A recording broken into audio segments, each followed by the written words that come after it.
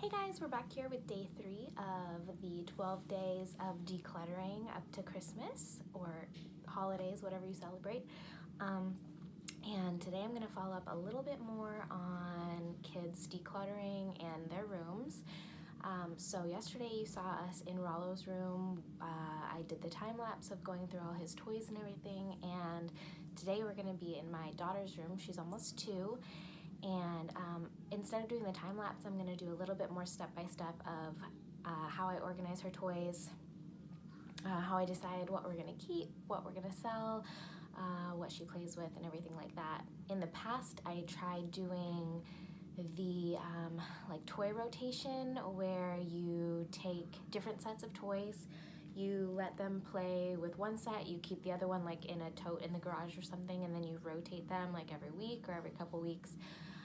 But for us, I found that the toys in the tote just kind of got forgotten about and never played with. And so to me, it was like, well, what's the point of even keeping it? So I have started just like selling things as soon as I don't see anyone playing with them anymore, because I'd rather just have the extra money to get new stuff or donate whatever doesn't sell. And for me, it just feels lighter than knowing, oh, I have like 3 totes in the garage of toys that I need to rotate and see if she's gonna play with. It's just not worth it to me. So you're gonna see me go through what we have. Most of it's pretty much already pared down, and I go through it so often, I'm not sure that there's much I'm gonna be able to show that I'm getting rid of, but I'll at least show you how I organize it and hopefully help you guys get some inspiration to work on the toys in your kids' rooms or even playroom. So we'll be back in a little bit to recap, and you'll see me in her room next. Okay, thanks. Okay, here we are in Nalani's room.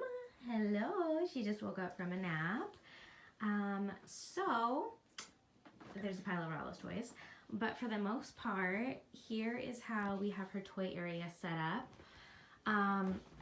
I've gone through so many different organization methods, different bins. I've tried the cubes, I've tried the Trofast shelf from IKEA with the plastic sliding bins, which Rollo actually has in his closet. But I like the open style shelving for the toys, especially because she's only 2. It's really easy for her to access the toys. So right now, she pretty much plays with everything that's here. I try to keep it pretty age appropriate. Once something seems a little too babyish, like I said, I'll just get rid of it. So this is it. Like, I don't have a bunch of toys stored somewhere. She has this, and then we have like a few toys in the living room, like our magnetic blocks and some balls and stuff, but this is pretty much it for her toys. We come back here and have playtime, or she can play with whatever's out in the living room when we're out watching TV. But yeah, I like to keep it simple. Like I said, I don't like to have a bunch of stuff in different storage areas. So we... You want to get up? Okay, 1 second. We have her wooden blocks, which actually rarely get played with, and I've contemplated getting rid of them, but it's such a good staple basic toy for any age that I just keep them. Then we have like some little people. I made these little peg dolls that are actually like supposed to be our family. And then she has a few little Playmobil people, a bunch of animals, some soft animals, finger puppets, and then we have the Lego Duplo, which literally, this is so funny, she only plays with this Lego, which looks like a calculator or a phone, and where is it? And this one that looks like the same type of thing. That's it. She will go through this whole thing and just pull those out. Okay, all right, let me grab Nalani. Yes, come on, you want to get up? Say hi. What's up there?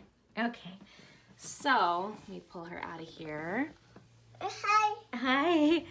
All right, and then we'll finish up here. So yeah, we have Hi. some Hi. cool vintage items. You want to say hi? Say hi. These are her little cars and trains. And then some stacking toys. And these cups are great. Literally every age of kid, the kids I babysit, my son who's 6, everyone likes them. You can take them and stack them the other way with the cups upside down, or you can stack them like this. They put things inside of them, and it's just a lot of fun. This is a cool little vintage Fisher-Price toy I found at one of the local thrift stores. Seriously in perfect condition, and it's an original vintage. It's not one of the remakes. I think it's from 1984 is what it says on it. And she's loving that. It's like a little shape sorter, and then you can pull the bears out and play with it. But yeah, that's about it for the toys. Yeah. And then other than that, she just has like her little bookshelf over here, which same thing. I will just keep a few because I have found that when it's like a huge bookshelf, that it just, all the books end up on the floor and none of them get looked at. So sometimes I do have a few extra books in here, but for the most part, that's that. So, all right, that's the toys, and hopefully that was helpful. Like I said, I just feel like less is more. They'll play with it if they can see it on display, as opposed to in like big totes or like storage bins. Even the fabric bins that go in the cubes, I just feel like are hard for them to know what's in there, and then it'll just never get played with. So I strongly recommend open shelving like this, or even if you use the cubes without the bins and just have them on each individual shelf, I think that's really helpful too. So, all right, hope this was helpful. Hey, okay, so I'm back. Hopefully, even though that was quick, that was a little bit helpful to at least get you thinking about all the toys you guys have in your kids' bedrooms, your playrooms, whatever you might have. I've read so many like toy purging blogs and articles and like minimalist toy rooms and stuff like that, and it's really good inspiration. And for me, it's just like less is better.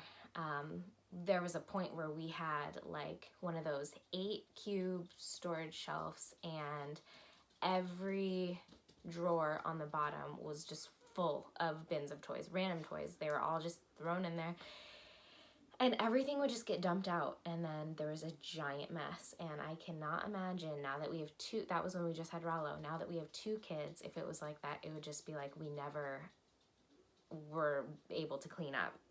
The way that we have it now in both kids' rooms, they know where all their toys go. They get put back in whatever basket they go in, and then that's that. It's super easy. And it's easy for me because I can easily instruct them, like, put that in there. And it's not like I'm flustered and just like throw stuff in there, throw stuff in there. It's really easy to get them on the right track when you have a good system of organization for their toys. So I hope this was helpful.